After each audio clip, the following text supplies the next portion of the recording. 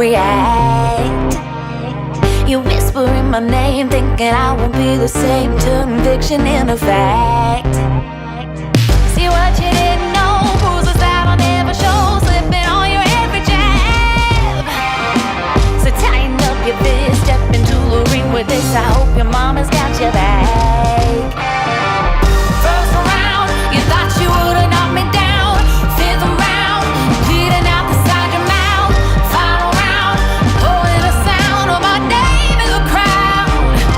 You hit a bus. Oh, oh, oh, oh. You hit a bus.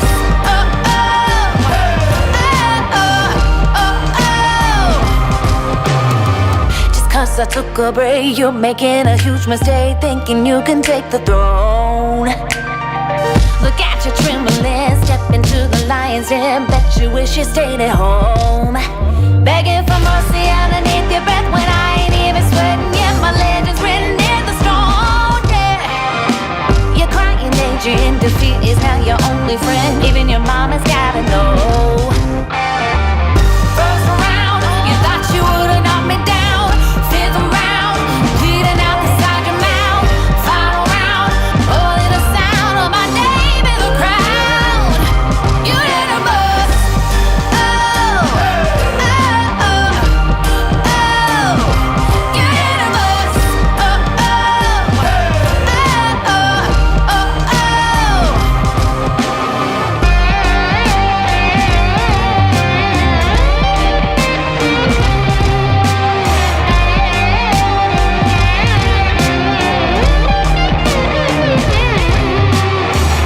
First round, fifth round, final round. Oh, oh, oh, yeah. First round, fifth round, final round. No, no, no, no, no, no. First round, you thought you would've knocked me down. Fifth round, bleeding out the side of your mouth. Final round, holding the sound of my name in the crowd. You hit a bus. Oh, oh, oh, oh. You hit a bus. Oh, oh, oh, oh, oh, oh.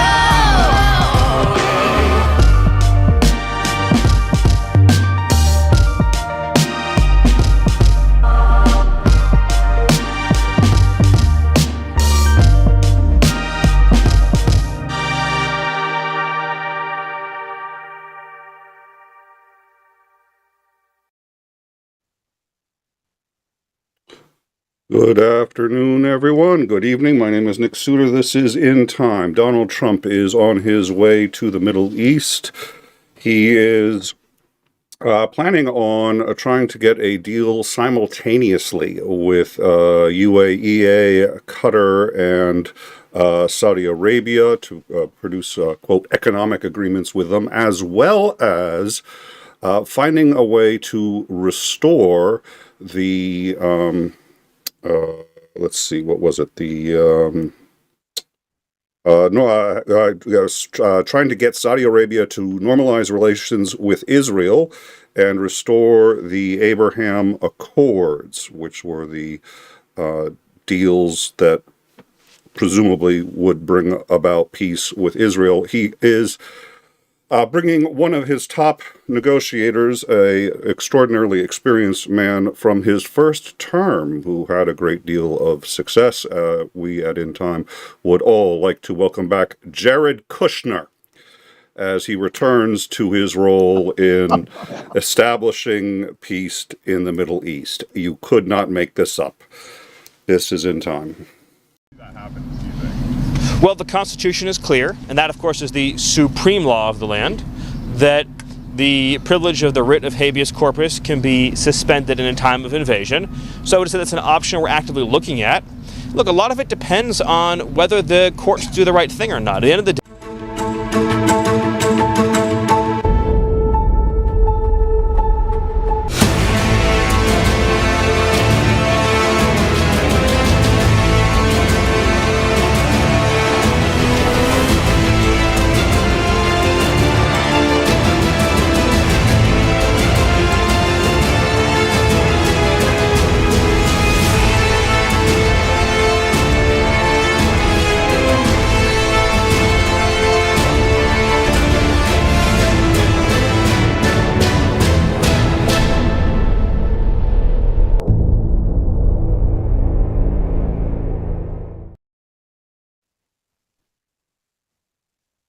And lo, Jared Kushner returned to the White House, and with him rode a man on a pale horse, and his name was Death. Oh my God.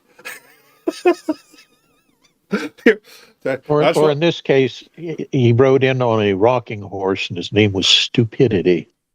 That's why I didn't tell you beforehand what I was going to do on the preamble. I wanted to get your reaction to that. Was literally breaking news from like 10 minutes ago. I was just like, oh, I don't think Lance knows about this yet. Kushner is back at his role trying to solve the Middle East. Oh, dear Lord. Falling firmly into the here, hold my beer category of international relations. Oh, so Commander is Andering. How are you gentlemen doing? Pretty good. Not too bad. Good. All right. Well, so there's two basic topics that we're going to try to coalesce here for our audience. The second one is what's going on in Pakistan and India. That's actually reasonably straightforward. They're fighting, and we're going to talk about that and what the consequences could be and how it's been escalating, yada, yada, yada. The first part is stemming from the habeas corpus, but it has to do with a lot of the legal shenanigans that we've been seeing in the U.S., essentially kidnappings, people getting taken off the streets, and now an attempt to, well, not an attempt, what Miller has said is going to be an attempt. I mean, I should be as precise as possible. Miller has said that they are actively pursuing the idea of suspending the writ of habeas corpus. So what is the writ of habeas corpus? It goes back, I think, to the Magna Carta. Commander may know better than I, but it's basically the concept that is written into the Constitution that you cannot be arrested or detained without having a right to have that detainment and or arrest heard by a impartial judge. That's it. Period. End of discussion. Yes, no? It's the legal translation, or the Latin is have a corpse. Or In have a other body, words, you cannot bring someone up on charges without having evidence of a crime having been committed, is what the whole idea is. You can't just round up people because you don't like them. And yeah, I think that was associated with Magna Carta, and the idea was prior to that. Hello? Yep. Oh. I was listening, but honestly, I was reading something on the side. I didn't want you to know I wasn't really paying attention. But yeah, I'm sorry. What did you guys say? I was too busy wanting to change how am I doing today? Well, habeas corpus is such a dull and boring Latin thing that it's just dead. I mean, who needs to be able to file a petition to go before the judge to ensure that they're actually charging me with something, and that my detention isn't unlawful? We don't need that. And for reasons completely unrelated, I was busy updating my immigration status to Canadian citizen, and I'm going to be sleeping on Dick Dawson's couch. Anyways, you were saying, Commander. No, I think the genesis of it is that the king used to be able to just round up any person, but particularly nobles that he didn't have a charge, and just try and execute them or what have you, because he didn't like them. And so the whole point of Magna Carta's inclusion of that legal terminology was that you cannot arrest somebody without first having evidence of a crime. Yeah, one of the major abuses was holding relatives, noble relatives, as hostages imprison them as hostages to force your compliance. All right, so we're going to play a video now. This video we've played before. This is the arrest of a Tufts student. She was here legally. She had a student visa. She was going to Tufts University. She was not hiding from the law. She was going to all of her regular immigration meetings. She was doing everything she was supposed to do. She had not violated any law anywhere. This is her arrest and detainment. This was a little more than a month ago.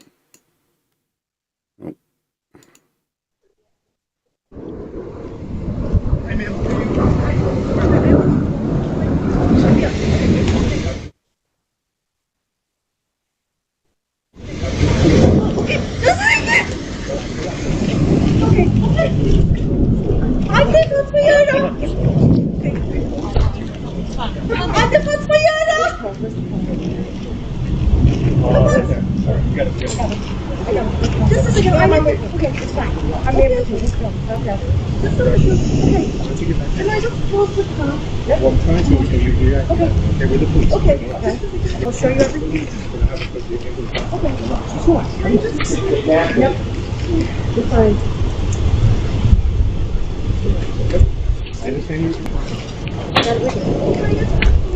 Yeah, we're going to take one.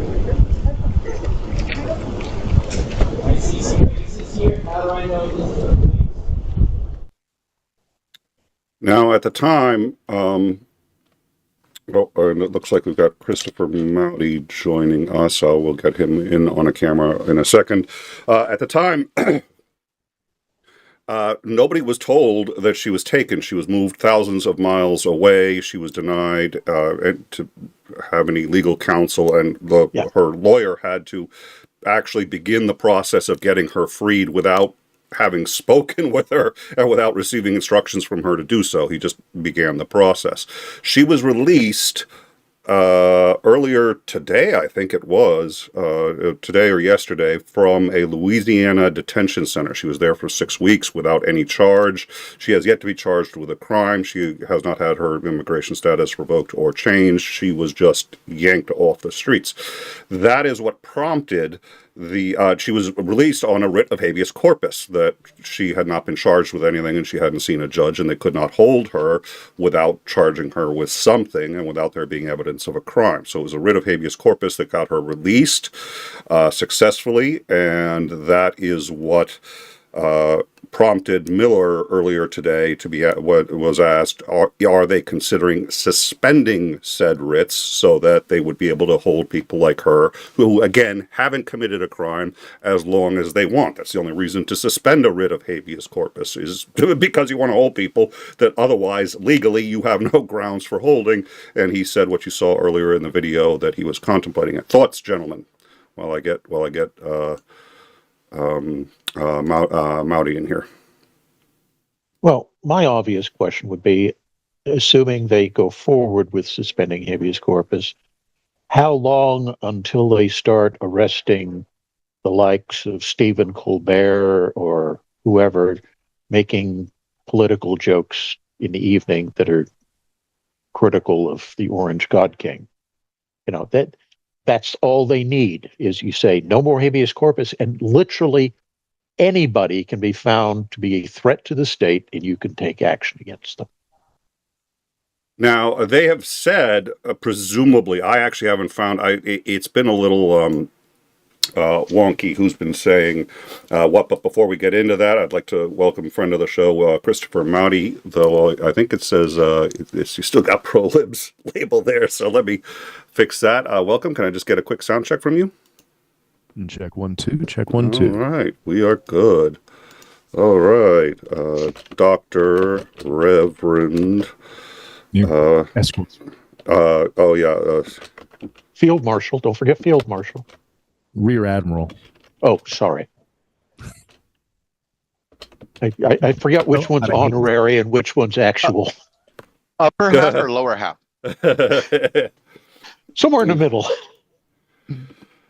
Well, so what's been reported is that he essentially was, quote, talking about suspending it for illegals. But once you've suspended it, you've suspended it. And Donald Trump has already repeatedly said that in his view there is no difference between, and he's even issued an executive order to this effect, which is there's no real difference between the illegal immigrants who are all members of terrorist groups, including that woman who was apparently pro-Hamas. Again, no evidence, but there's no difference between them and the people who shelter them, including the judge, the Wisconsin judge who was arrested a couple of weeks ago. So, yeah.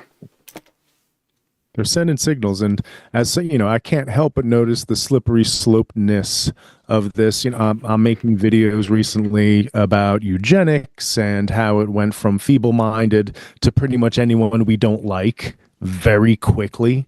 And so, like, what's the diff, right? Instead of feeble-minded, it's just illegal status.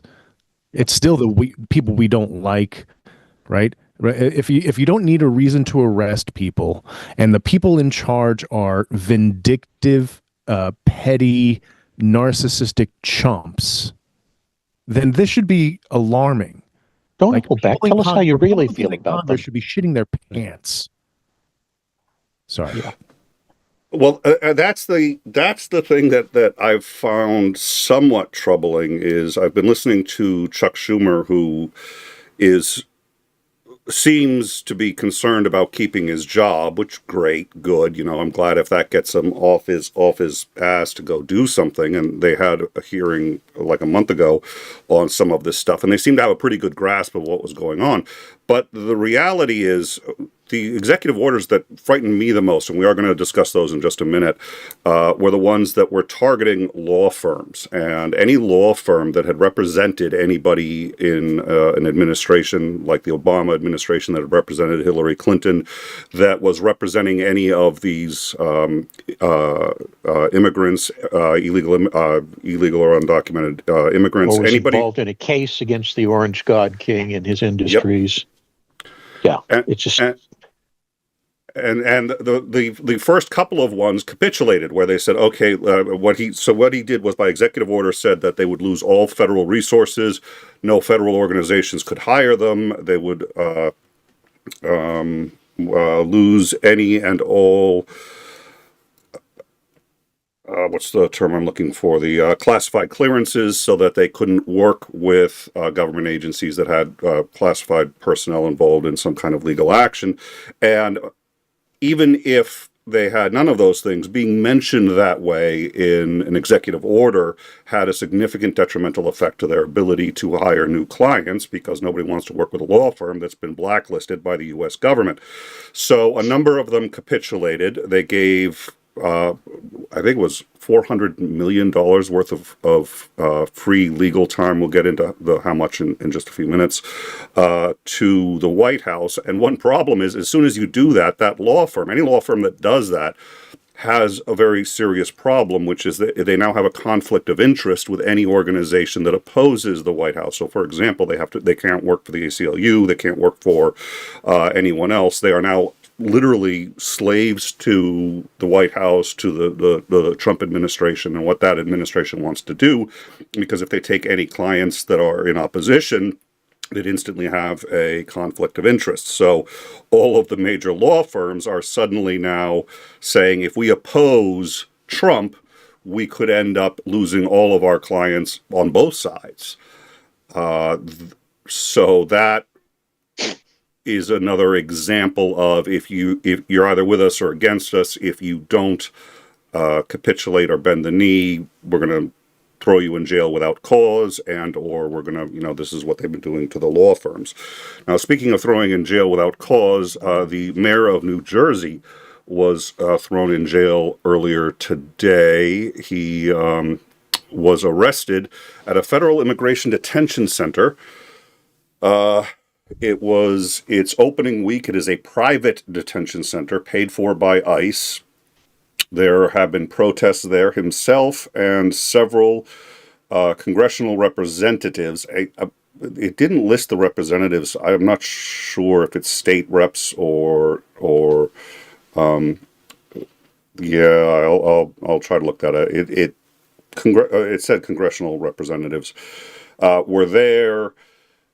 He has the authority to show up at any facility and inspect them at any time. He has exercised this authority repeatedly as mayor of Newark, and has inspected several facilities without giving them advance notice. That would defeat the point of, if he had a tour, he can't inspect it. He asked for an inspection. They started the process, then denied him. Then they arrested him. Witnesses describe a heated argument. He attempted to join 3 members of New Jersey's congressional delegation, Representatives John Menendez, 𝐒𝐻𝐿𝐴, and Coleman, who were also attempting to do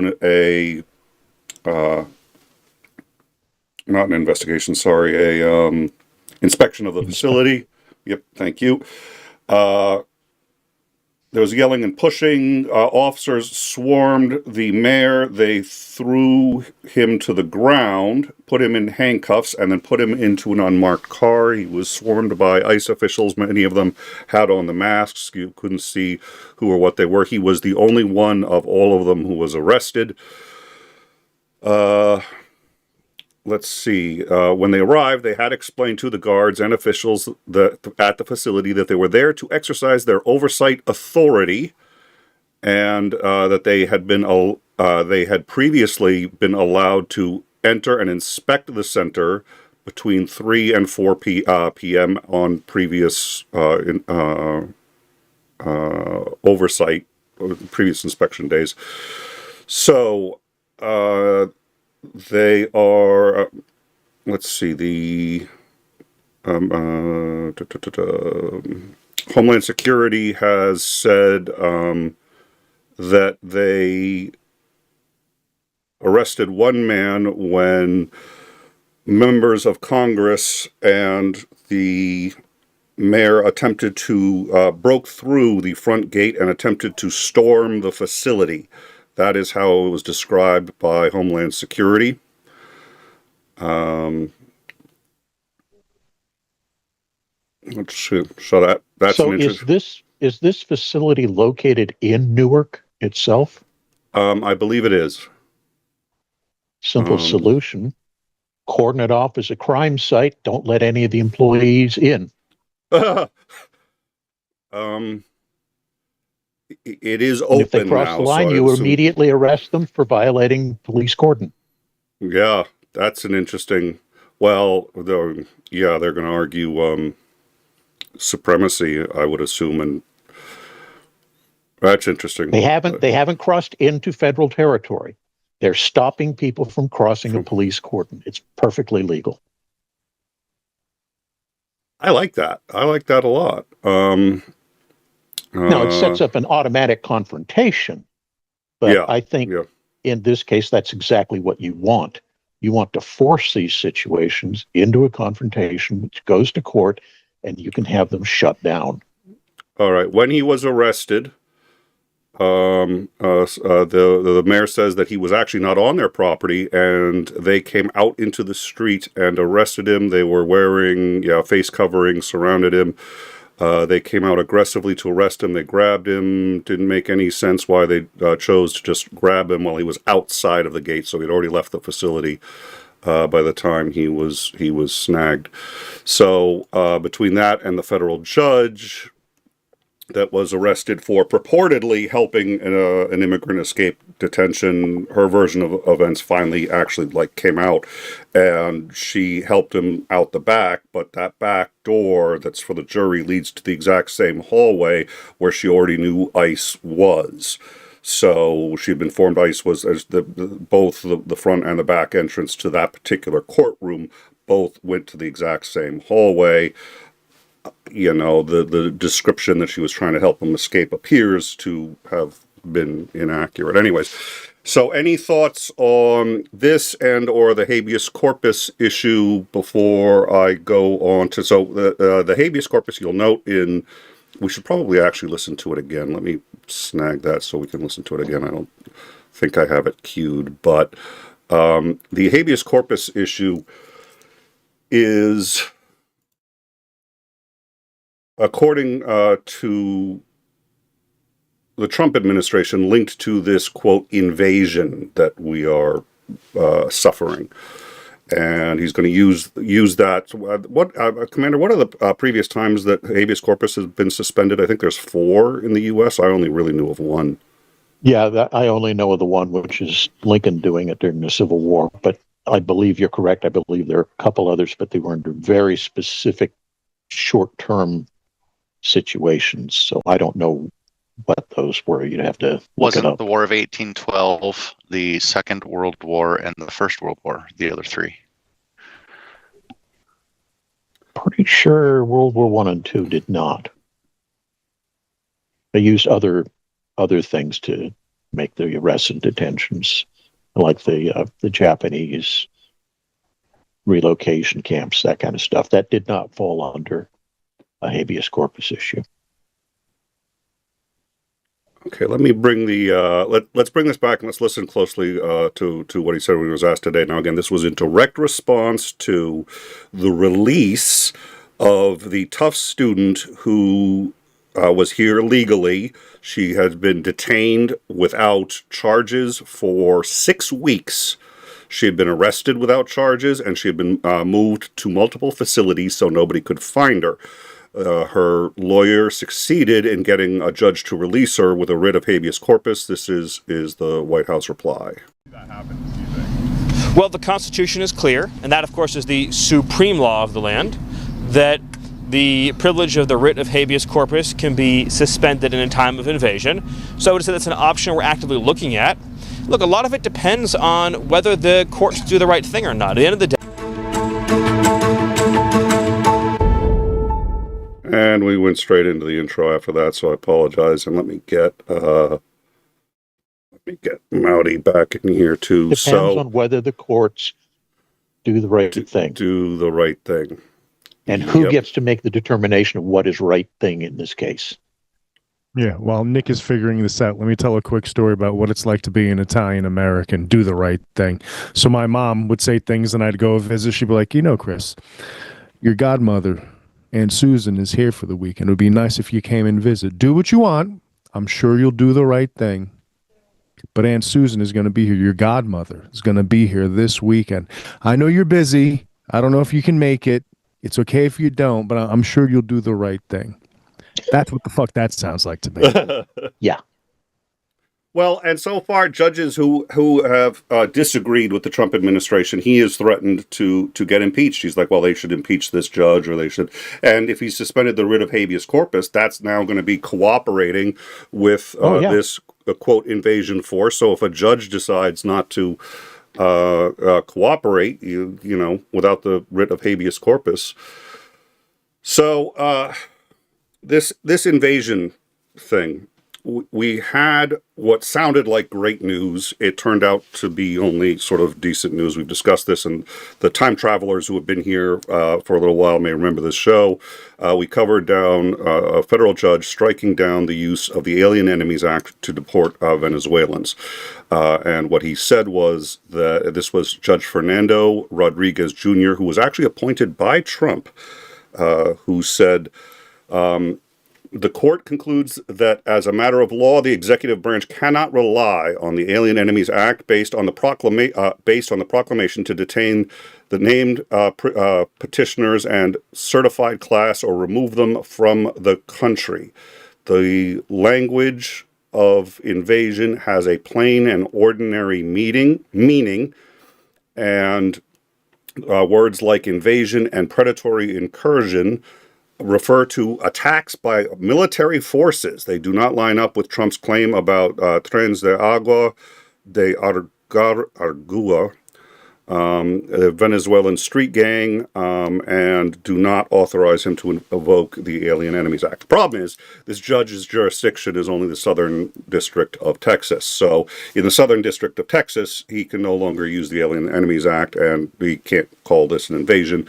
Anywhere else he can.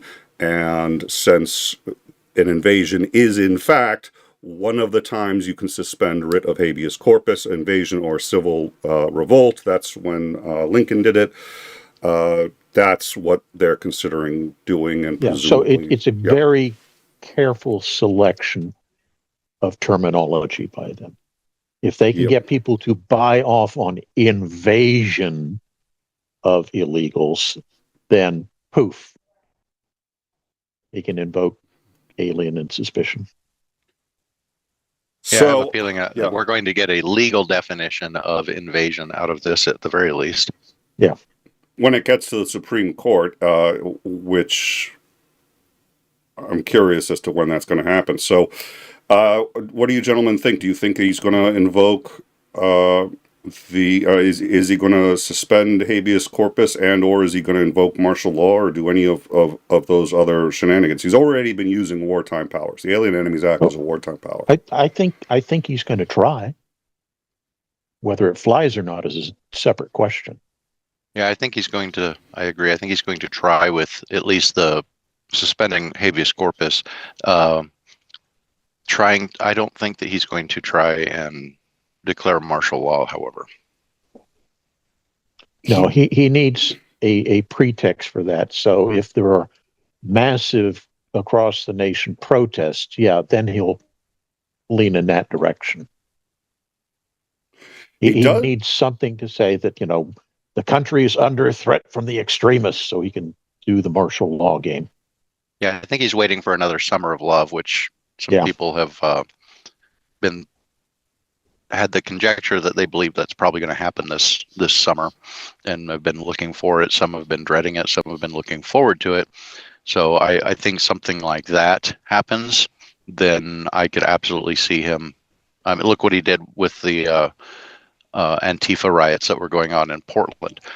Portland's its own city within its own state, and he stuck his nose into it and started abducting people off the street. So, yeah, I think that if something like that happens, he absolutely will just declare martial law, probably nationwide. Or try. Well, he's been listening to the courts a bit more than previously. Is that a good sign, or is that, I still don't know what authority the courts actually have. The Supreme Court seems to have stripped the judicial branch of most of its authority over the executive, but he's so far. I mean, they haven't gotten Garcia back, but they at least pretend to be trying, and they've stopped a number of the deportations, to the best of my knowledge. Yeah, but remember, we're talking about a guy who idolizes Andrew Jackson, specifically because Andrew Jackson flipped the bird at the Supreme Court and said, you can rule anything you want. You don't have the power to enforce it. I do.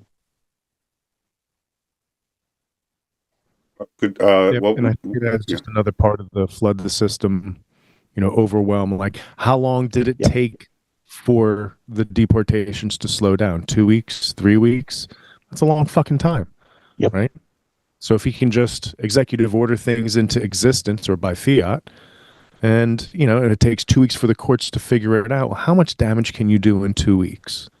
A lot. That was when I said, if anything like the Summer of Love happens, I believe that he will invoke martial law. Jeez, I just had that word. And you mentioned he's going to try, and no, he's not going to try. He's going to do it and then dare the courts to try and stop him. Yeah, that's a better way of putting the idea. You're right. Well, and he's already had an act which was also carefully worded. This is why we cover, so for those of you who are new, we cover the nuances of his executive orders, and one of them was very interesting. It said that he was going to be supplying essentially what amounted to surplus military equipment to states as needed by the determination of the Department of Homeland Security, and whatever staff was needed to support that equipment. Just as a matter of question, what color do those states get shown on electoral maps? Just curious. I did notice a trend in the red direction. It was. Are you sure? Are you sure? Come on, it's got to be in the blue direction. No. He took pains. He's going to to scare the blue out of those states by flooding them with guns and armament. Well, he's flooding the police stations with them. They're going to the police. He's militarizing the police because our crime rate is among the lowest it's ever been in the history of this country, and we obviously have to do something about that.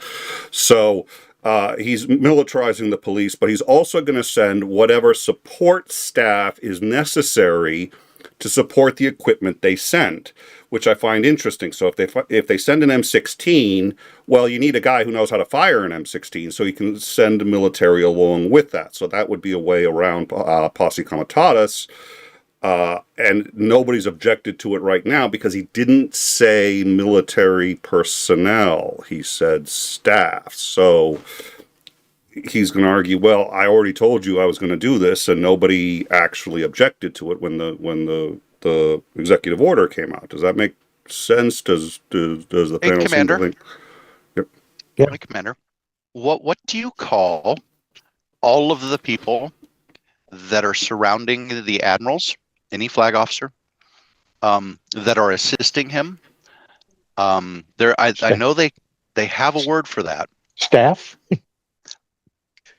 That's it. Yeah, we're just going to help staff the police stations. That's all. So, in a piece of good news that I think needs to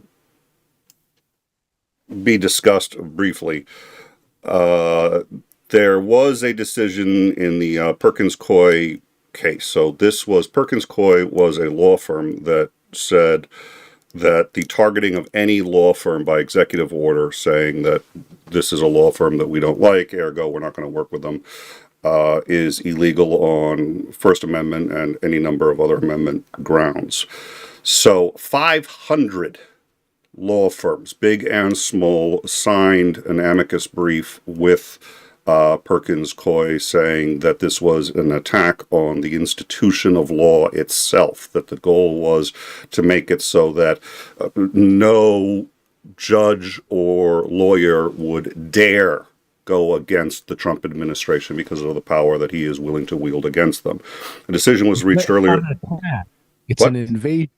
So therefore, I guess they can just start arresting people without habeas corpus. And I think that's where it's going to be headed, but at a minimum, this was, I thought, a scathing rebuke of the executive orders that Trump has been doing to try to get attorneys to essentially donate free time. And those attorneys have been working, by the way, in the immigration. They've been fighting the very people that are trying to stop the illegal snatching of people off the streets. Lawyers are now being conscripted into helping on their side, because if they don't, they're going to get blacklisted by the White House. So, United District Court for the District of Columbia, memorandum opinion, Perkins Coie versus the U.S. Department of Justice. No American president has ever before issued executive orders like the one in this lawsuit targeting prominent law firms with, and let's actually get this up so you guys can see it. Law firms with adverse actions to be executed by all executive branch agencies, but in purpose and effect, this action draws from the playbook as old as Shakespeare, who penned the phrase, "The first thing we do, let's kill all the lawyers." Eliminating lawyers as guardians of the rule of law removes a major impediment to the path to more power. The importance of independent lawyers to ensuring the American judicial system's fair and impartial administration of justice has been recognized in this country since its founding era. In 1770, John Adams made the singularly unpopular decision to represent 8 British soldiers charged with murder for their roles in the Boston Massacre, and claimed to later have suffered the loss of more than half his practice. "I had no hesitation," he explained, "since counsel ought to be the very last thing that a person should want in a free country." Want as in, I think, want for, should be denied or not have. And the bar ought to be independent and impartial at all times and in every circumstance. The Supreme Court, too, has recognized the importance of lawyers to the functioning of the American judicial system. Since Congress may legislate, the president may implement, and the courts may adjudicate, but only the lawyers can prepare and submit the great issues of human justice under the law in such a manner and from the courts in a form that the courts in ultimate may be effective. The instant case presents an unprecedented attack on these foundational principles. On March 6, 2025, President Trump issued Executive Order 14230, entitled Addressing Risk from Perkins Coie LLP. By its terms, this order stigmatizes and penalizes a particular law firm and its employees, from its partners to its associates, associate attorneys, secretaries, mailroom attendants, due to the firm's representation, both in the past and currently, of clients pursuing claims and taking positions with which the current president disagrees, as well as the firm's own speech. In a cringeworthy twist to the theatrical phrase, "let's kill all the lawyers," the executive order takes the approach of, "let's kill all the lawyers I don't like," sending the clear message, lawyers must stick to the party line or else. This message has been heard and heeded by some targeted law firms, as reflected in their choice after reportedly direct dealings with the current White House to agree to demand terms, perhaps viewing this choice as the best alternative for their clients and employees. Yet some clients may harbor reservations about the implications of such a deal for the vigorous and zealous representation for which they are entitled from ethically responsible counsel, since at least the publicized deal terms appear only to forestall rather than eliminate the threat of being targeted by executive order. Now, this was mentioned, and I think they're going to say this about the amicus brief, which was that these deals that people have made, and this, I think we're going to end up, I'm going to ask the panel about this, I think we're going to end up getting back into discussions of World War II Germany, and we keep pushing that timeline up. But what this points out, and was pointed out in the amicus brief, is that anybody who's actually made a deal with the White House, and a number of law firms did, those deals aren't really binding. The White House can just decide later on to do it again and do it again and do it again. So even the people who made a deal haven't really done anything but forestall possible threats in the future. As amici former and current general counsel caution, a fundamental premise of the rule of law is that when the parties challenge the government, the lawyers oppose the designated representatives of the state, and the system assumes the adversarial testing will ultimately advance the public interest in truth and fairness. This safeguards against government overreach fails when attorneys cannot advance the undivided interests of their clients for fear of reprisal from the government. Only when lawyers make the choice to challenge rather than to back down when confronted with a government action raising non-trivial constitutional issues can be brought to the court for judicial review of the legal merits. Oh, that's a it's a challenge to read some of these legal documents, as was done in this case by the plaintiff Perkins Coie LLP, plaintiff's counsel Williams and Conley, and the lawyers, law firms, organizations, and individuals who submitted amicus briefs in this case. As one amicus aptly put it, our judicial system is under serious threat when determining whether to file an amicus curiae brief could be a career-ending decision. But when lawyers are apprehensive about the retribution simply for filing a brief adverse to the government, there is no other choice but to do so. Let's see. This is all. That's why I think I'm probably going to leave it at that. Yeah, we'll leave it at that. So, thoughts, gentlemen? I don't know what you can say other than it's very obvious that this is a slow yet deliberate march towards an autocratic, arguably fascist state. And if we as a people don't stand up and do something to stop them, they'll have what they want, certainly within, the end of the 4 years he has for his term, but possibly even before then. I think he's aiming to try to get it all in place before the midterms. It's going quickly. The shock and awe, I think, is working. It's taken all of us a little time to get used to this sort of new state of things. Mowdy, any thoughts? All right. Yes, we're watching it in real time. This is like watching the History Channel review of like Nazi Germany. 1942. It's just happening in real fucking time, way faster, it seems. Well, and that's both a kind of a positive and a negative. It's like, yeah, we're watching this happen. We're watching, when you watch a History Channel episode, it covers all of this in 30 minutes. And on the actual time scale that it happens, what's happening now is moving incredibly fast along these different steps. But I know how but it's still happening slow enough. But it's still happening slow enough that people that I have talked to, still can't put all the pieces together. They're still suffering from normalcy bias. No, this isn't a thing that's going to happen. No, we're not walking down the exact same path. It's like, oh, he'd never do that. I hear that more often than you could believe. I had my normalcy bias about this absolutely shattered. So it's like, I can't believe, I shouldn't say I can't believe. I can see exactly how they do it. They don't pay attention, and they just listen to their echo chambers, and they're not really looking into it. Oh, it's Trump derangement syndrome. He's not really doing all of this stuff.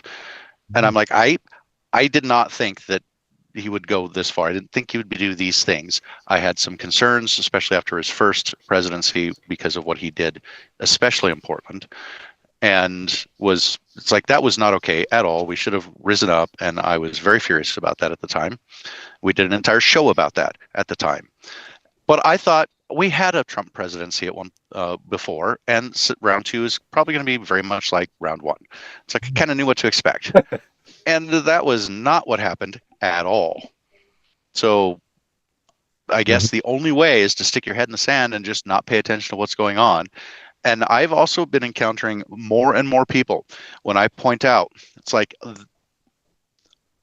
look at the things that he is doing. It's like, it is not okay under any circumstances to simply abduct people. That the government can simply make an accusation and then suddenly send you to a third world prison where they no longer have jurisdiction over you. It's like, you're not getting out of that. It's like, there's nothing you can do.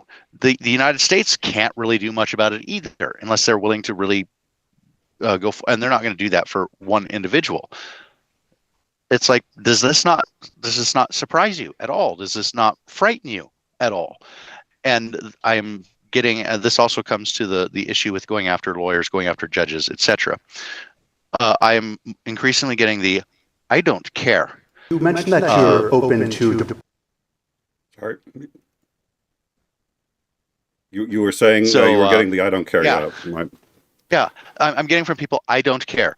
The previous administration allowed millions of people to cross the border. There's no way that we can take care of this in the 4 years, because we know that if Democrats get elected again, they're simply going to relax all the rules again and start letting them flood in. They're going to import votes so that they don't have to actually win arguments. They can just bring more people. And that's what I'm getting from them. They don't care. They do not care. Yeah, they don't care. They want Trump to massively go after all of these people and get rid of them. They're like, we cannot give them due process. They're not entitled to due process. That's another one, because they're not U.S. citizens. And, they didn't have due process coming across the border illegally, then they don't need it to be shoved back the other way. And we need to get rid of them, or as absolutely as many of them as possible, before Democrats take power again.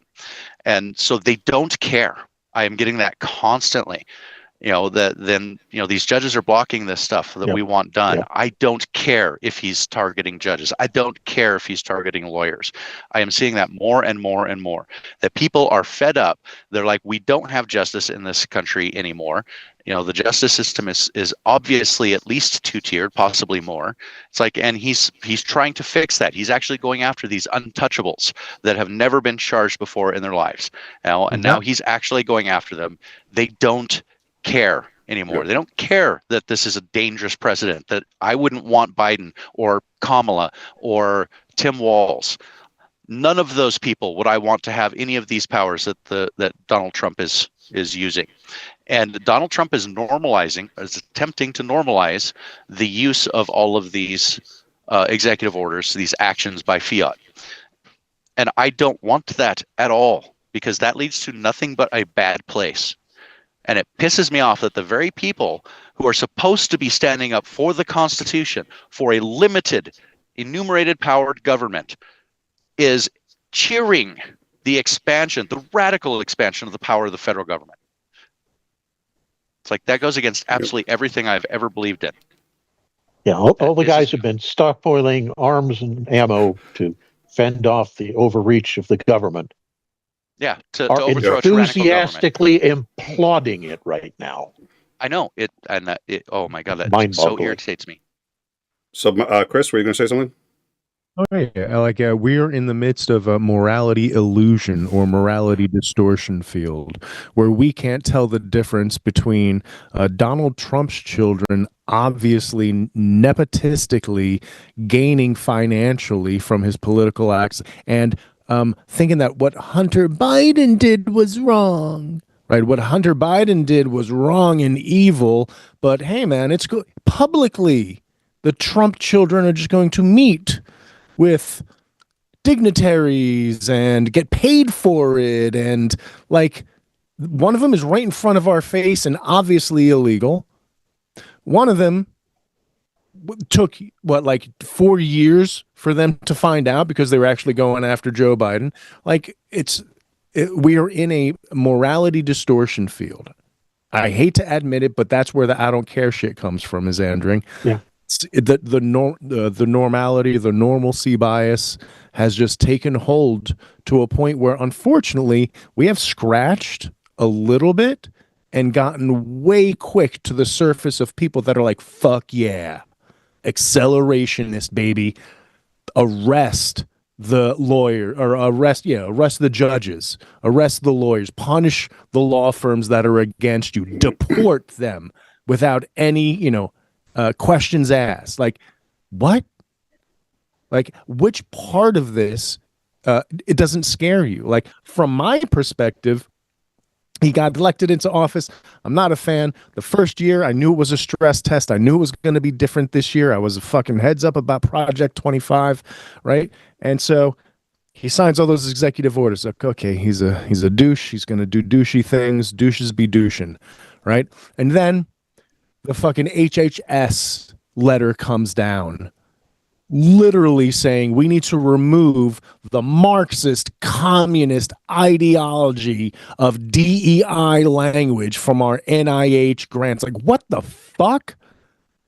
Not in my 25, 26 years of working where I work in a laboratory that receives NIH grants has there ever been a precedent for a letter like that. And then that's when I was like, all right, here we go. And now here we are. Deportations to countries that people aren't even from, or to places that they're trying to escape from legitimately. Yeah. I was just about to say, apparently Trump got a hold of our stream and he's now attacking Mowdy. Yeah, Mowdy just got Donnie Chump. I'd like to thank, by the way, I think Brooks and Sunday rated us. Thank you to the Squids and to the Folds. Good to see you all. Thank you all for joining us. As you can see, so what we've been discussing, and we're going to move on to Pakistan and India in just a few minutes, and what's going on there. We have Commander Lance McMillan with us, who's always an asset when talking about what's going on militarily and military history, because there is obviously a pretty deep history in that region. But before that, we wanted to cover. Yeah, he doesn't know crap about anything else, but at least militarily, you can speak. Yeah, no, yeah. well, that's. Now, to be fair, if he just wants somebody to bloviate about political topics, he does have me. And while I was in the military, I was only an E5. That's all the higher I got. You weren't a careerist. Only that's active. Correct. I wasn't a careerist. I didn't retire. It's like I served my 4 years active duty, 4 years in active reserve, and then 3 years of active reserve. Don't ask. It's a weird story. So, and I was one of the actual working people, the enlisted. So I am not a military aficionado. I went in, I did my job. So I can't help them there. You're much, much better when it comes to military things. So war, these guys are good at talking about politics and military. They can't even tie their fucking shoes, but they can talk politics and military. Well, tie my shoes. My shoes are slip-on. What is this tie my shoes thing? This hippo is here as a reminder that if anybody also wants any information on how to not artificially inseminate hippos. How to kill a hippo rectally through a prostate exam. One can, but apparently the hippo enjoyed it. So, but that's a story. The best time of their life to die for. Some would say so. He is the author of "So I Rogered a Hippo" by Random House, and I absolutely did not mean to imply that your only area of expertise was military. I do apologize. It's clear you have other areas that we do honor and treasure, good sir. So, all right. We'll have to do like just a nick of time, just a 5-minute show where I'll just like tell that whole story. I thought it was your naval history, Commander, but that's why you have the Jolly Roger flag hiding in the background back there? I do. Where? I wouldn't assume I did. So. I think his andering was yeah. No, never mind. Lengthening my walking. It was a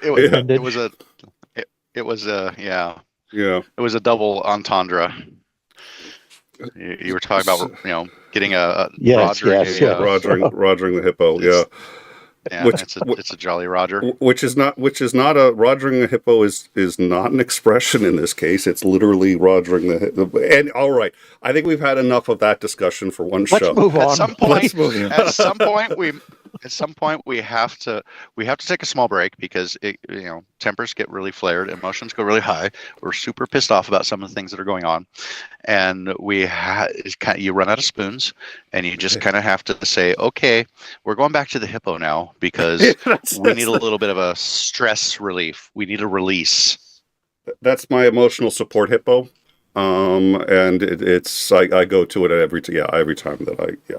So I'd like to remind people too. So we've been having this discussion. This woman was released.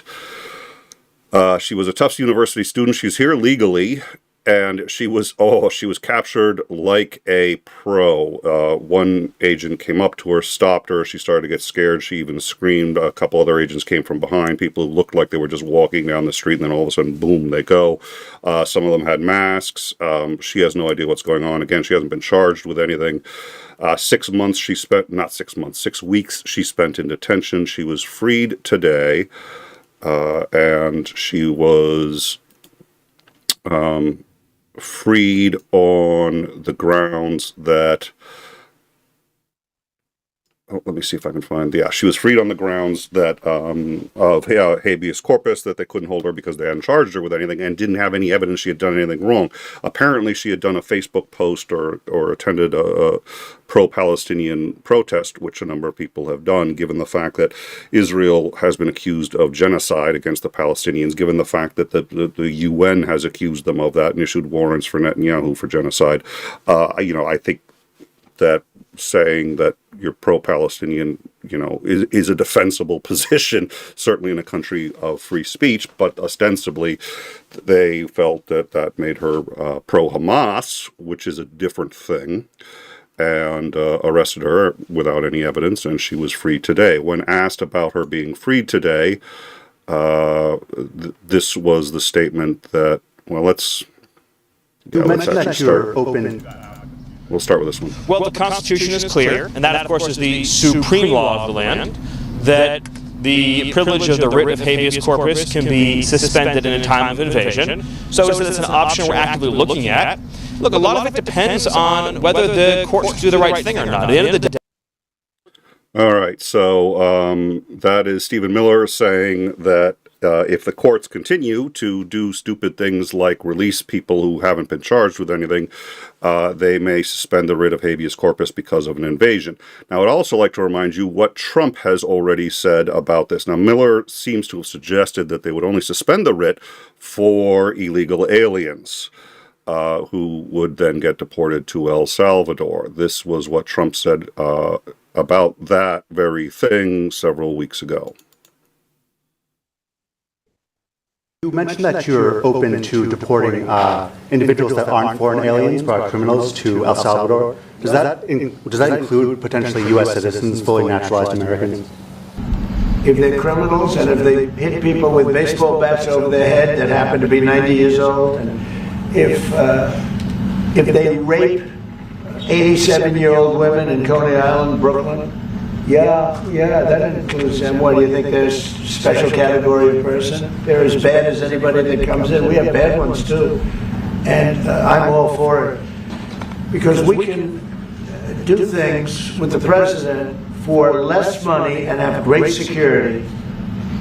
And we have a huge prison population. We have a huge number of prisons, and then we have the private prisons, and some are operated well, I guess, and some aren't. But he does a great job with that. We have others that we're negotiating with too. But no, if it's a homegrown criminal, I have no problem. Now, we're studying the laws right now. Pam is studying. If we can do that, that's good. And I'm talking about violent people. I'm talking about really bad people. Really bad people. Every bit as bad as the ones coming in. Every bit as bad as the ones coming in. Now, he's already said in an executive order that there's no difference between judges and lawyers who protect, quote, the ones coming in, including the ones who've come in legally, that he has snatched off the street without any due process. And the one that was here legally, Garcia was here legally. He had entered illegally. He then followed the process. He was then here legally. He was going to all of his meetings. He kept in contact with immigration, and there was a do not deport order on him, specifically do not deport to El Salvador, which is where they sent him. So, yeah, I don't know. The word law does not mean what you think it means, Trump. I do not think that word means what you think it means. Marty, were you going to say something? Yeah, the undesirables. He seems to be running an undesirable script, which is the slippery cliff. I said slippery slope earlier, and somebody in the comments said slippery cliff. I'm going to adopt that. Deportations for traffic violations. What's that? Parking violations. Yeah, that's it. We're going to deport people who have parking violations. Well, we have to normalize it somehow. That's right. That's true. All right. I'm well, talking about the really bad criminals, right? And then what does that turn into? Yeah, really bad. That judge was nasty. Yeah, that was over the 5-minute limit. Yeah, because we have never seen this happen before. In the history of the United States, Mr. Income Tax will only tax the top 5% of wealthiest people in the country. You know what gets me is if you project this back historically to, say, the early 60s, when you have the start of the anti-Vietnam movement and the counterculture movement, they could have easily have applied this to anybody who had long hair, for example. Oh, they're an enemy of the state. They're destroying Christian values, and deport them or lock them up indefinitely for whatever reason. But they not. I mean, Nixon's administration, who, I mean, they admitted the Yeah. long-haired hippies, they associated with weed, and the blacks they associated with heroin, and so they couldn't they couldn't fight people for being anti-war black, but they can go against the drugs and they can disrupt them every night. And like what Ehrlichman had a quote about this, right? Did they know it was wrong? Shit, I had fucking, pardon my language, I had Nick just read that exact quote that I'm referring to for a video that I'm going to be making. But yeah, they knew about it. They knew it was a lie. But yeah, it didn't matter. Marijuana wasn't illegal till then. Nixon made marijuana illegal explicitly to target the hippies. Yeah. And that's where we're heading right now. Is it's where we are. The thing I wanted to yell, good point. Good point. When Zandrick was talking was, we're not seeing anyone stand up to it. Right? We're watching the History Channel in real time. Right? The scary part is I know how the end of the shows on the History Channel end. Right? We don't know how this is going to end. Right? It might be bad, but we don't know what kind of bad it's going to be. We don't see anyone fucking standing up. We don't see any of the right people standing up. That's what's scary.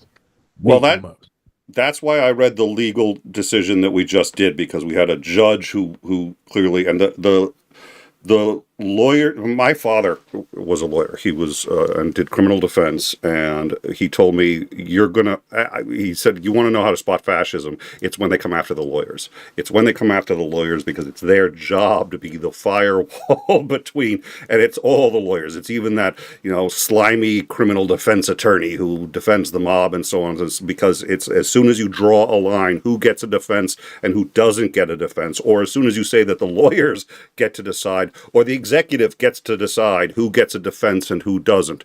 No, everybody gets a defense, period. It's not because lawyers are the first line of defense. It's not because they're the last line of defense. They are the only line of defense, and that court seemed to recognize that, and that so many law firms have stood up, in my view, is a good start. But I take your point. I think there's a lot of protesting going on. The protests aren't being covered a lot in the news. That's a double-edged sword, because if they get covered a lot, then at some point it becomes that Trump, like, oh, I'm going to do martial law thing. So I don't know where that's going to go. But we've been going by timeline. I think we said we're in about 1945 right now, and during 1946, I think it was 1946 when the Chancellor of Germany said that the oath, the military 30. Thank you. 36. The Chancellor of Germany changed the oath to being an oath to the Chancellor. The military oath was to Hitler himself, which the Trump administration has already floated the idea that the Pledge of Allegiance should not be to the flag, but should be to Trump. I think it was half tongue-in-cheek, but that's the whole point of this administration, and everything they say, there's no way to know. Everything is they just throw spaghetti against the wall, and whatever sticks. What falls off, oh, that was a joke. What sticks is like, no, that we're serious about. Well, I wonder sometimes as well that when things are said, put out there, kind of like changing the Pledge of Allegiance, they say it in a somewhat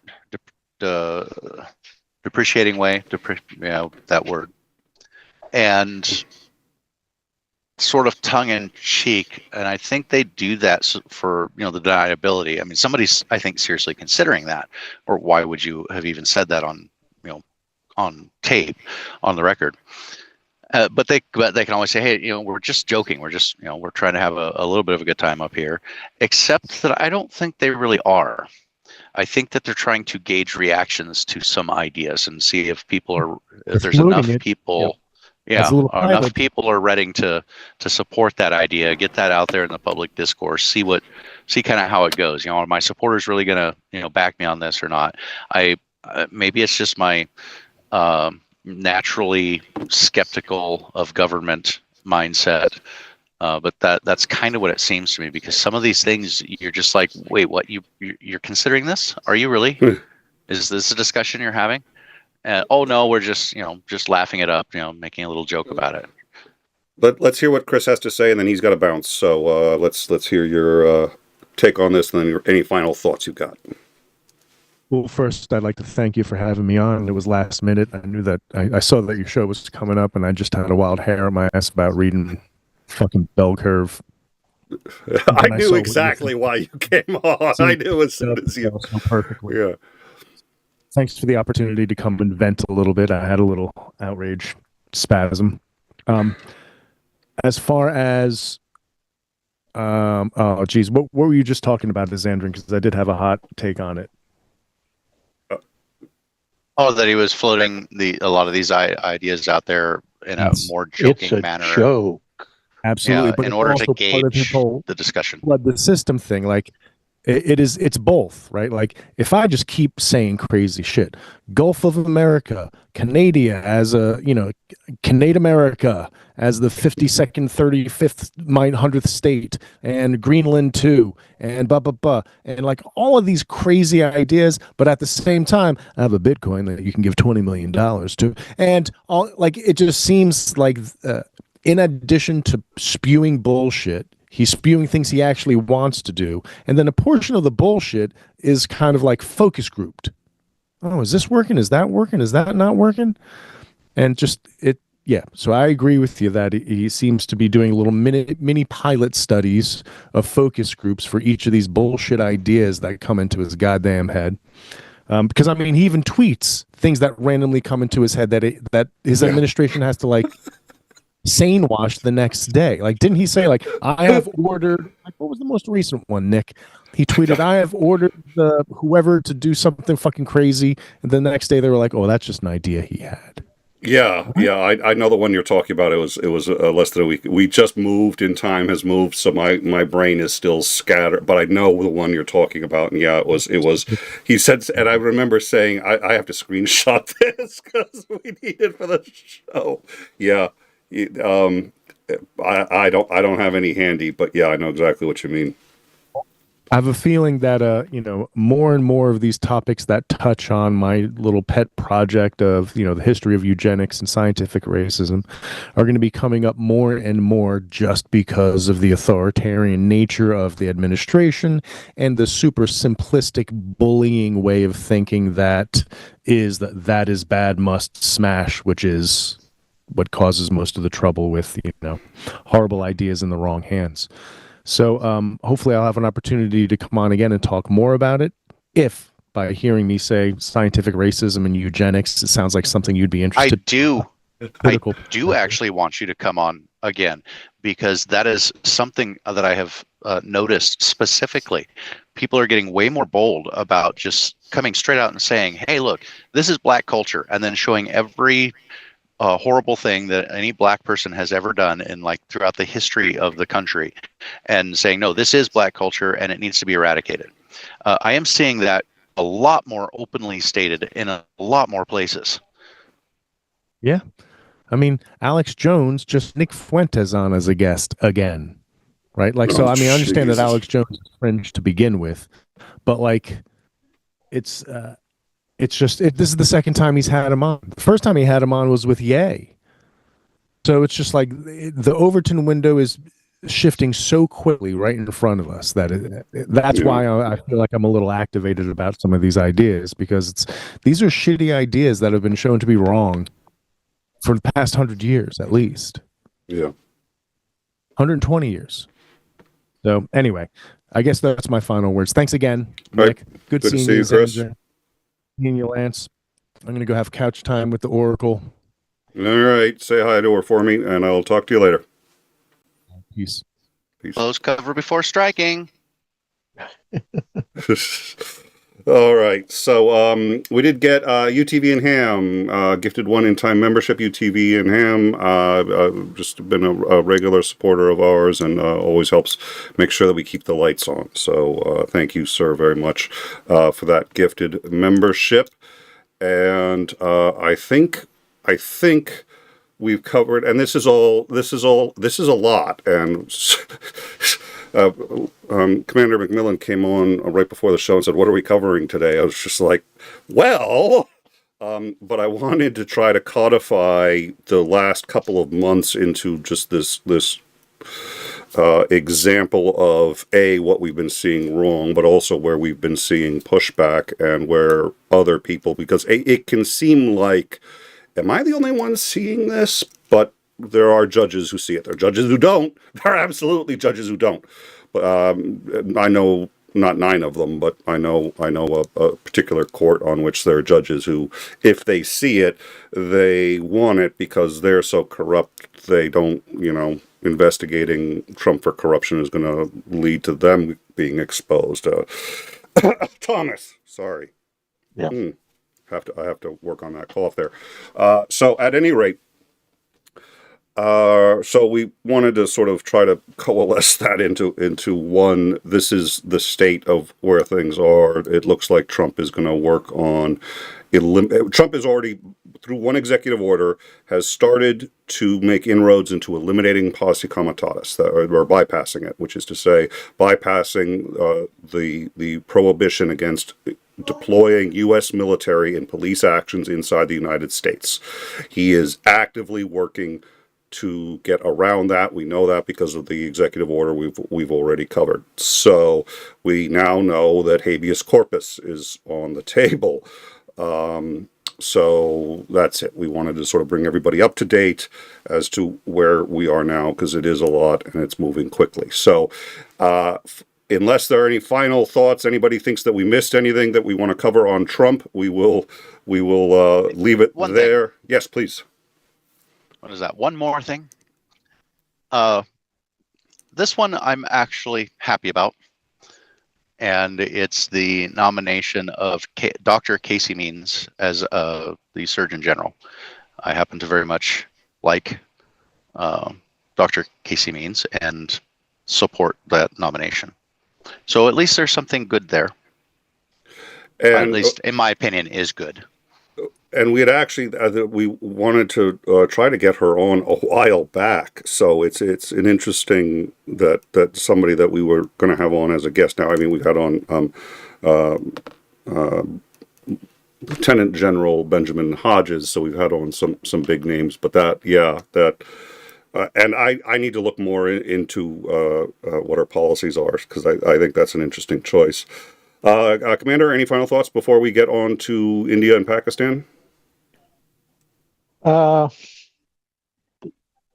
The only thing I can say is we need to be aware of what's happening. We need to take action to stop it. So when these 51, protests are going on, we should be supportive at the very least, if not actual participating. We need to talk about all the changes that are going on with our friends and acquaintances. I mean, let's be honest. If you said habeas corpus to most people, would they have any clue what you're talking about? Yeah. The answer is probably no. So maybe we need to tell our friends and neighbors, hey, he's talking about making this go away, and here's why it's a bad thing. We need to do this because, in part, the media is not doing what is normally expected of the media, which is to keep the politicians honest. In this case, they've been, if not directly co-opted into supporting it, they're at least frightened into silence. So the only way to get the word out is for us as individuals who understand what's going on to communicate with people we know. Excellent point. And I think going to the protests, it's a race against time.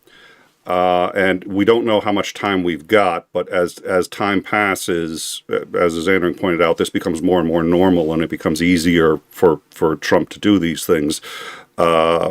As time passes, more people become aware, and they start to go to protests and start to contact their representatives and start to say, if you're not going to stop it, I'm going to replace you with someone who will, in terms of their representatives. So the time is now. You either start now or you've missed the train on this, so to speak. That was probably a bad analogy, but at any rate, all right. So. Thank you very much for that. So the other thing I wanted to talk about tonight is Pakistan and India. They have been having skirmishes back and forth for a very long time, since 1940 something? 48. 1948. They've had a number of wars. It looks to me that the naive, it looks like this may end up being one of them. I don't know, but what can you tell us about what's going on there? Well, quick synopsis. A couple weeks ago, there was a terror attack by a group that is a splinter of another terrorist group, which is sponsored in part by the ISI, which is the Pakistani intelligence service. Okay. They killed 27 people, most of whom are tourists. 2 weeks later, the Indians retaliated by firing off some missiles into Pakistan.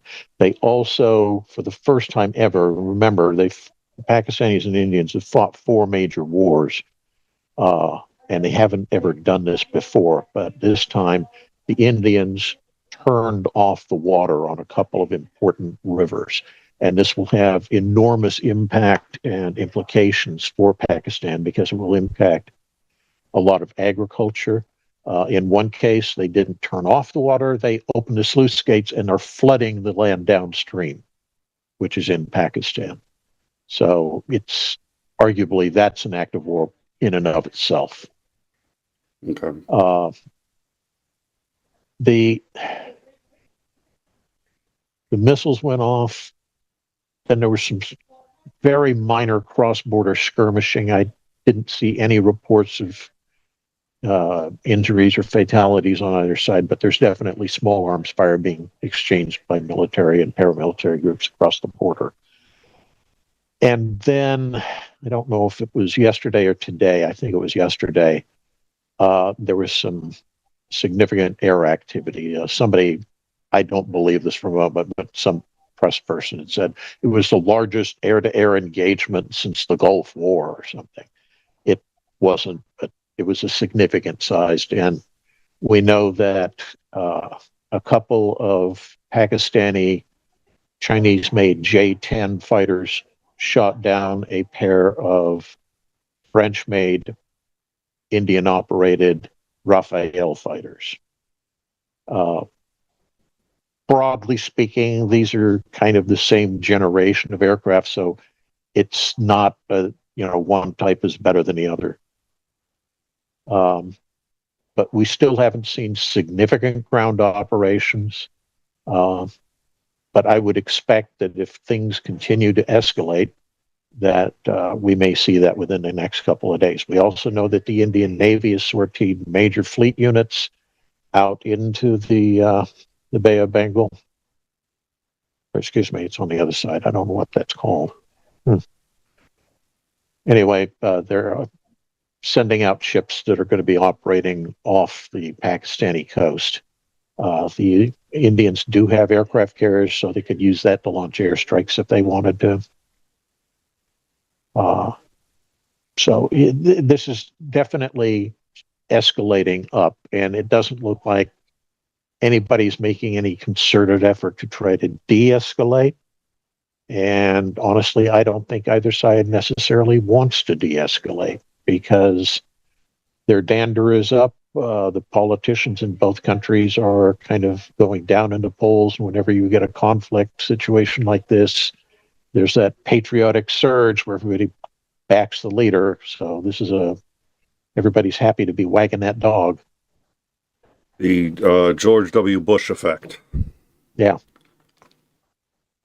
So what would you say about some of the ideas that I've also been hearing about, where people are like, we're not, this isn't something to be super concerned about because the U.S. has a lot of influence with India. The U.S. doesn't really want this to escalate too far. They're fine with some small escalation and fight this out. We don't want to be involved. But, if you're going to turn this into a major war, then we're going to have a problem. China doesn't, obviously. want things happening in Afghanistan because of their Silk Road project. They've got a lot of investments in that area, especially in Pakistan. So they're not going to be super happy about a large-scale war that's going to be damaging infrastructure, etc. So that for once, it seems that the US and China have a common interest in preventing this from going to a large-scale war. Fine, have your little skirmish, fight it out. But if you start launching large-scale air attacks or missiles into each other's countries, we're going to put the kibosh on that. Do you think that holds any water? First off, from the Indian side, I don't think it does, because I don't think we have anywhere near as much influence as would be necessary to make Modi back down or de-escalate the situation. If you go back pre-Modi, yeah, India was making a lot of rapprochements with the West, buying Western military equipment, and they were trying to get in good with, the democracies. And then Modi came in, and his main thrust is he is a Hindu nationalist, not necessarily an Indian nationalist. He's a Hindu nationalist. And so he's been, as I said, slipping in the polls largely because a lot of what he's been did promise to the constituents of all these reform projects that were going to bring wealth to the average villager, they haven't really materialized, because honestly, India's economic problems and social problems are so much larger than, he can deal with. So I don't know if we have the ability to make him back down. For its part, Pakistan feels isolated from everybody because they've been buying Chinese weapons because they were trying to buy them from us, and we said no, we wouldn't sell them to them. So they were forced to turn to other channels, because up until then, I would say Pakistan was a nominal U.S. ally. I mean, nothing formal or, treaties or anything, but they were cooperative with us. They had their own agendas, certainly, but, we had a good we had good relations with them, both militarily, intelligence, and politically. And then, for whatever reason, we started to back off from that, and they were left kind of twisting in the wind, and they needed to find somebody else. China looks like who they're approaching right now, but it could be just about anybody. And that goes back to the whole issue, for example, with India. India is one of the main people that's ignoring all the sanctions against Russia, which is proof positive that we have very little influence on how they're going to react to if we say de-escalate. So, yeah, I think it would be nice if we could do that. We can certainly try, but my guess is it doesn't have a lot behind it. I think what's really going to drive the situation is domestic politics in both countries. I have never seen the U.S. be particularly discriminate about who we sell weapons to. It's our number one export is weapons. We're the number one arms sales distributor on the planet. We've sold arms to Saudi Arabia, which is why all but one of the 9/11 hijackers were from Saudi Arabia. It's a subtle hint that they were pissed, that the citizens were pissed that we were giving their government the equipment that they needed to, as a dictatorship, murder their own people. And we knew they were doing this when we made the deals and continued, but hey, they were giving us a nod on OPEC veto power, so we were just like, oil is more important. Why on earth, if we were willing to give the Royal House of Saud basically as much as they could afford, did we stop giving Pakistan or not give Pakistan any weapons? That's unusual for us. In part, it's because of their ties to certain terror groups. The ISI kind of functions as a separate entity. The civil government only has a degree of control over what they do. It's, in a lot of ways, it's analogous to the situation you see in Iran with the central government's control of the Revolutionary Guard. Technically, the Revolutionary Guard works for the central government, but in reality, it's its own entity. It basically, locally, within Iran and the Persian Gulf region, it's kind of organized crime. It really is. They control much of the cross-Gulf smuggling trade. Mm.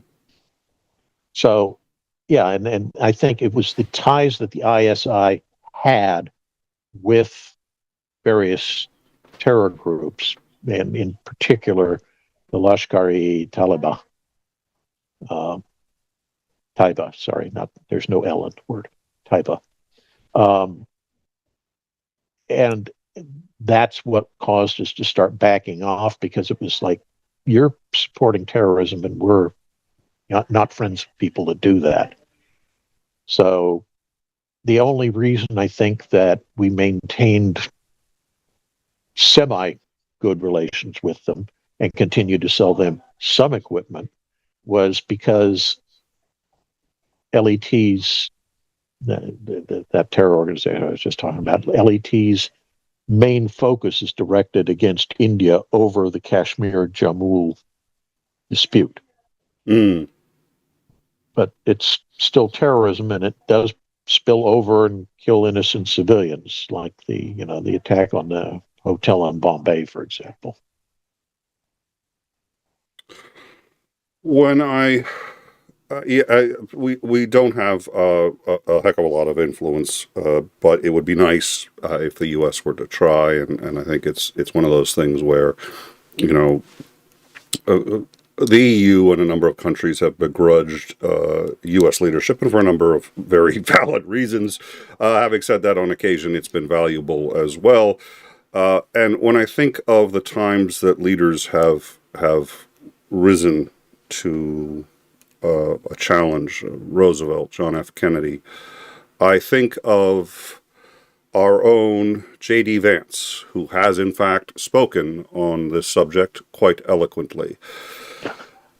Quote, "What we can do is to try to encourage these folks to de-escalate a little bit, but we're not going to get involved in the middle of a war that's fundamentally none of our business and has nothing to do with America's ability to control it.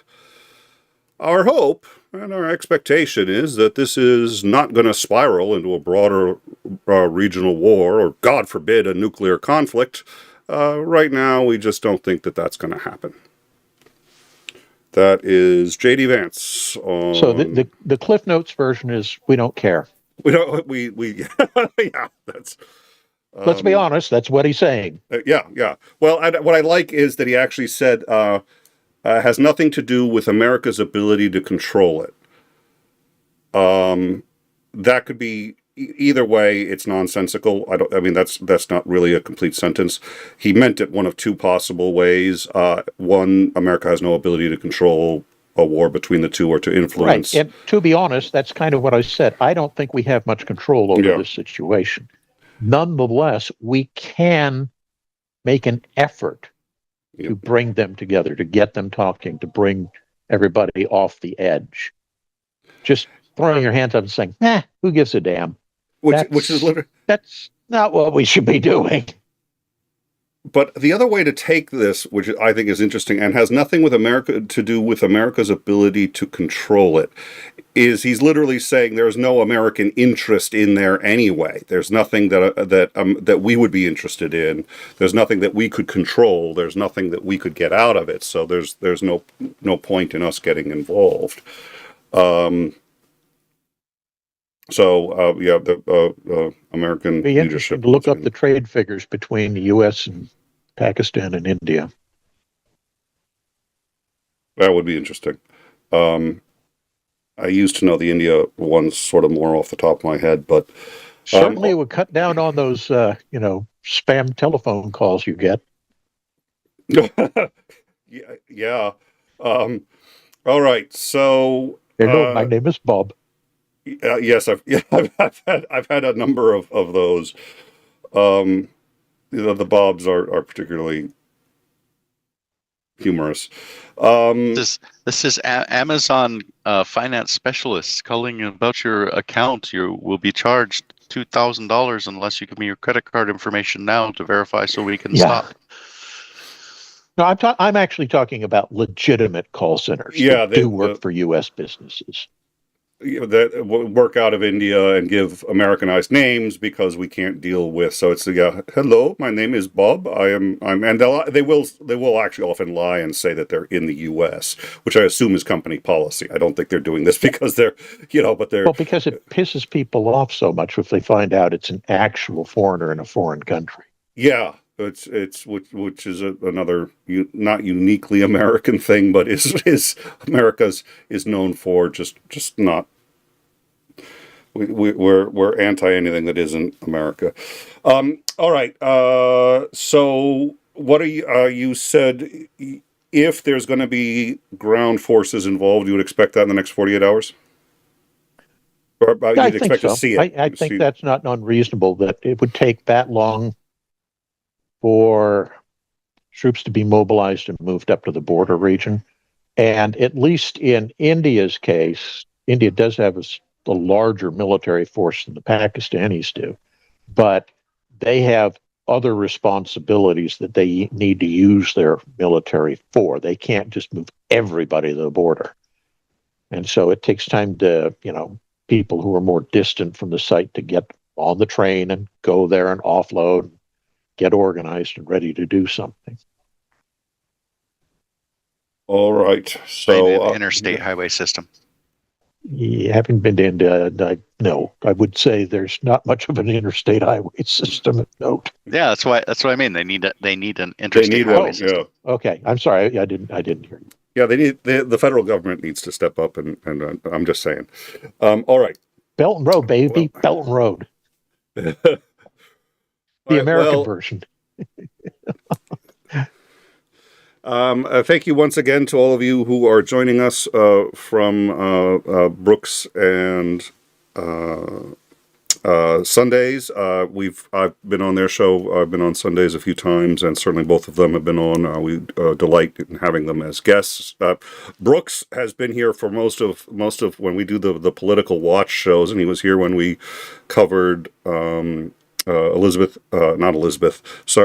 Cheney losing her seat, which we decided we would cover live because, while none of us are, I think, Cheney fans, she showed what it meant to be a patriot, to put your country before politics. So, anyways, thank you all for joining us. Thank you to the moderators. Thank you, UTV and Ham, again, for that donated membership.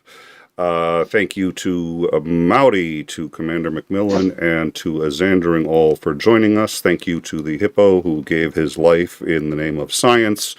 And thank you to the moderators, and everyone else. Come join our Discord. You can see the news. We are a community-run independent news channel, so really the community is a huge part of how and when we get our news and what we cover and what we talk about on air. So come on down there to the Discord and check us out. We have a lot to discuss.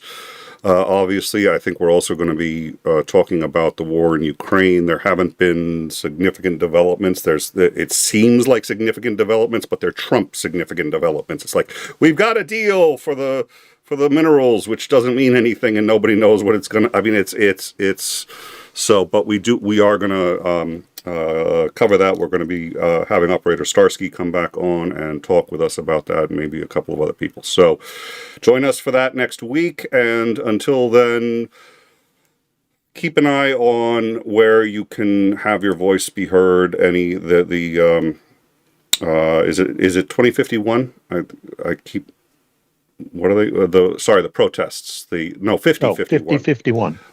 My brain just, I confused 20. Yeah. 51 protests are continuing, and it's crystal clear. Every time, even despite the fact that I'm on this show with other people who see what I see, the lights come down, the show ends, and I kind of think, is there anyone else who sees it? But that I think the memoranda from that judge really put quite well that all Trump is doing is power grab after power grab, and he's deliberately lowering any obstacles to that. And I think the people in our live chat see that, and the people who are doing the protests see that. So we are not alone.